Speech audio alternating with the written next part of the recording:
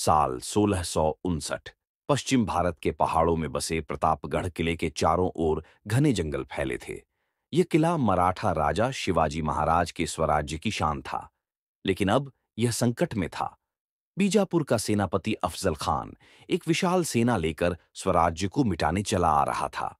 अफजल खान जितना विशालकाय था, उतना ही क्रूर भी। रास्ते में उसने गांव जलाए, मंदिर तोड़े और निर्दोष लोगों का संहार किया। उसकी चाल थी, पहले आतंक फैलाना, फिर शिवाजी को भयभीत करके बिना युद्ध के समर्पण करवाना। लेकिन वह भूल गया था कि सामने कोई साधारण राजा नहीं, बल्कि स्वराज्य का स्वप्न देखने वाला योद्धा था। अफजल खान ने शिवाजी को संदेश भेजा, शिवा, तेरा राज्य बहुत छोटा है। मैं तुझे अपना मित्र बनाना चाहता हूं। अगर तू मेरे सामने सिर झुका दे तो तुझे और बड़ा राज्य दूंगा। लेकिन अगर हठ करेगा तो मैं तुझे और तेरे पूरे स्वराज्य को मिटा दूंगा। शिवाजी ने मुस्कुराकर उत्तर दिया, युद्ध से बढ़कर शांति है। अगर हम बिना रक्त बहाए समझौता कर सकते हैं तो मैं अवश्य तुमसे मिलने आऊंगा।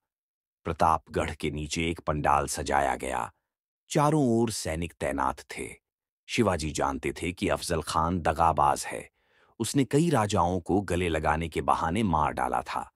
लेकिन शिवाजी कोई साधारण राजा नहीं थे। मिलने के दिन शिवाजी ने हल्का लोहे का कवच पहना, जो उनकी छोटी कदकाठी में छिपा रहा। कमर में बाघ के पंजे जैसे धारदार वाघनख और एक छुरा छिपा लिया। अपने सैनिकों को जंगल में घात लगाकर तैयार रहने का आदेश दिया। शिवाजी जैसे ही पंडाल में पहुंचे, अफजल खान उठकर उनकी ओर बढ़ा। उसने अपनापन दिखाते हुए कहा, आओ शिवा, गले मिलते हैं। शिवाजी जैसे ही आगे बढ़े, अफजल खान ने अचानक अपने छुपे हुए खंजर से उनके पेट पर वार किया। लेकिन वार उनके लोहे के कवच से टकराकर विफल हो गया। ठीक उसी क्षण शिवाजी ने बिजली की तेजी से अपने वाघनख से अफजल खान के पेट में गहरा वार किया। अफजल खान दर्द से चीखते हुए पीछे हटने लगा, लेकिन शिवाजी ने अपना छुरा निकाला और उसकी गर्दन पर अंतिम प्रहार कर दिया। खून से लथपथ अफजल खान धराशायी हो गया। उसके सैनिक यह दृश्य देखकर घबरा गए।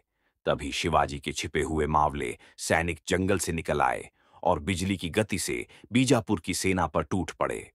पहाड़ियों से अचानक हुए इस हमले ने अफजल खान की पूरी सेना को तहस नहस कर दिया। कुछ सैनिक मारे गए, कुछ भाग निकले और कुछ को बंदी बना लिया गया। प्रतापगढ़ के किले से जब यह दृश्य देखा गया तो वहां मौजूद मराठा सैनिकों ने जोर से जयघोष किया, हर हर महादेव, जय भवानी, जय शिवाजी। यह युद्ध केवल एक सेनापति की हार नहीं थी, यह अत्याचार पर न्याय की जीत थी, धोखे पर चतुराई की विजय थी। और इसी दिन से शिवाजी महाराज का नाम सिर्फ महाराष्ट्र ही नहीं, पूरे भारत में वीरता और स्वराज्य के प्रतीक के रूप में गूंजने लगा।